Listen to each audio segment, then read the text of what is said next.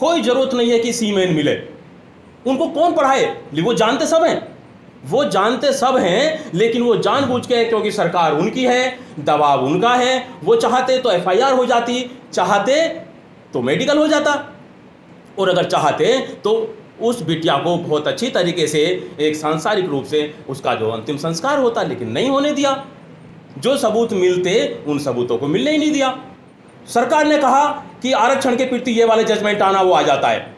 सरकार कहती है कि बाबरी मस्जिद के संबंध में ये जजमेंट आना तो वो जजमेंट आ जाता है। कैसे विश्वास कर लें हम लोग कि जजमेंट इस वाली हमारी हाथरस बिटिया के बारे में भी हमें न्याय मिलेगा? 50 लाख रुपए दे दिए, नौकरी दे दी, इससे हमें नहीं चाहिए। हमें फास्ट ट्रैक कोर्ट से कोई मतलब नहीं है, हमें न्याय चाहिए, हमें न्याय चाहिए। और न्याय तब मिलेगा जब हम सब लोग रोड पाएंगे। क्या मानव अधिकारों का हनन नहीं हुआ?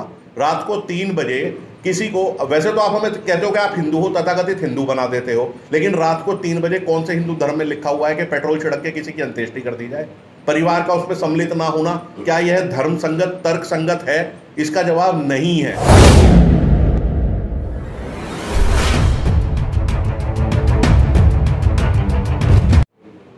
जो हाथरस की बिटिया के साथ जो ये 14 सितंबर की घटना घटी, उसके बाद भी एफआईआर इतनी मुश्किल से हुई, उसके बावजूद 29 तारीख को बिटिया की हत्या कर दी जाती है।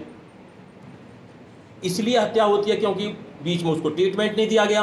अगर प्रॉपर तरीके से ट्रीटमेंट दिया जाता हो तो शायद उसकी मृत्यु नहीं होती। उसके बावजूद उसको रात को 2:30 बजे जला दिया जाता है मिट्टी का तेल डाल के। उसके बावजूद जो वहाँ के एसडीएम है वो कहते हैं कि जी बलात्कार हुआ ही नहीं है, जबकि बिटिया ने अपना जो डाइंग डिक्लेरेशन दिया है उसमें क्लियर कट बोला है कि मेरे साथ बलात्कार हुआ है। उन बेवकूफ़ों से ये पूछो कि कब एफआईआर हुई, कब बलात्कार हुआ और कब मेडिकल हो रहा है। अगर विद इन टाइम, अगर 24 घंटे के अंदर उस बिटिया का मेडिकल होता तो जरूर कुछ ना कुछ मेडिकल में होता। मेडिकल में सीमेन नहीं आया, लेकिन वहाँ के जो एसडीएम हैं, वहाँ के जो पुलिस ऑफिसर्स हैं, वो कहते हैं जी बलात्कार हुआ ही नहीं है, कोई कुछ मिला ही नहीं है।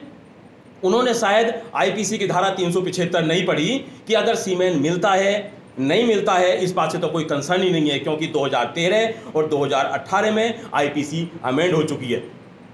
उस आईपीसी के अमेंड होने पर 375 में जो तब्दीली हुई है, नो नीड फॉर सीमेन, कोई जरूरत नहीं है कि सीमेन मिले।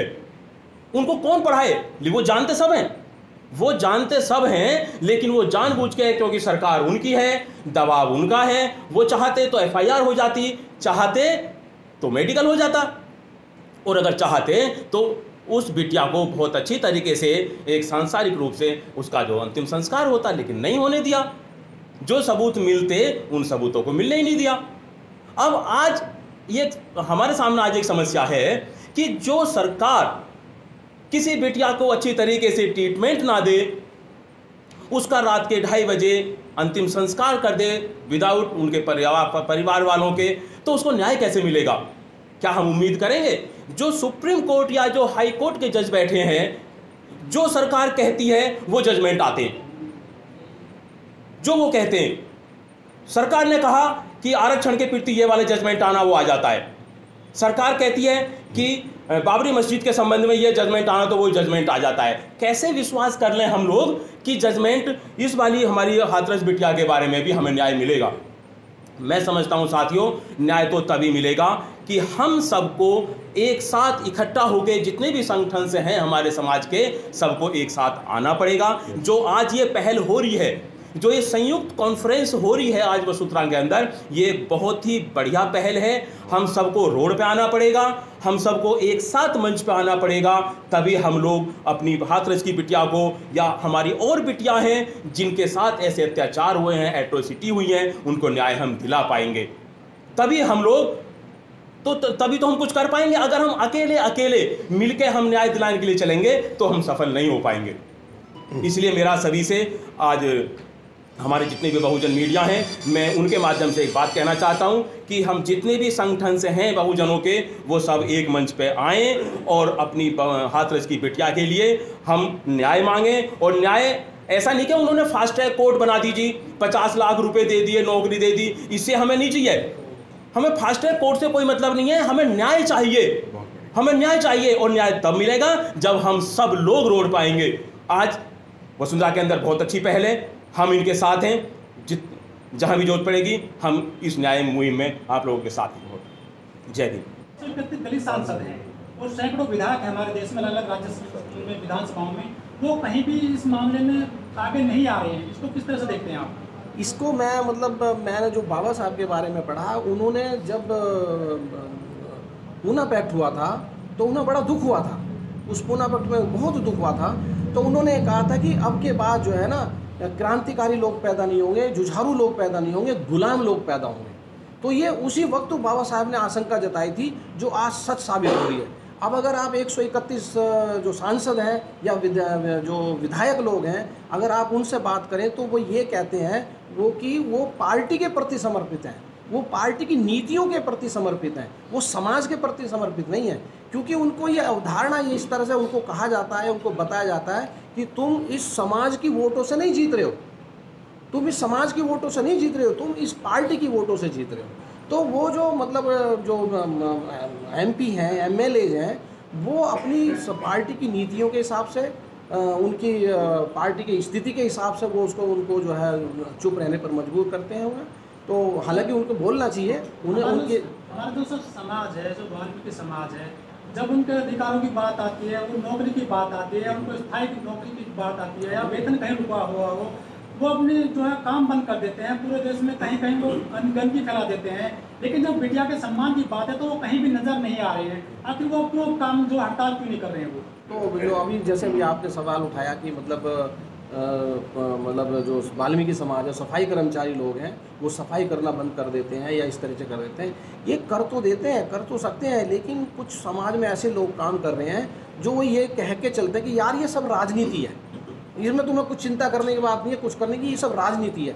जबकि राजनीति ही है जो सबको हमें प्रभावित करती है। राजनीति वो है जो हमारी माचिस का रेट भी तय करती है, राजनीति वो है जो हमारे चावल का रेट तय करती है, राजनीति वो है जो हमारे मिट्टी के तेल का, पेट्रोल का मतलब वो तय करती है।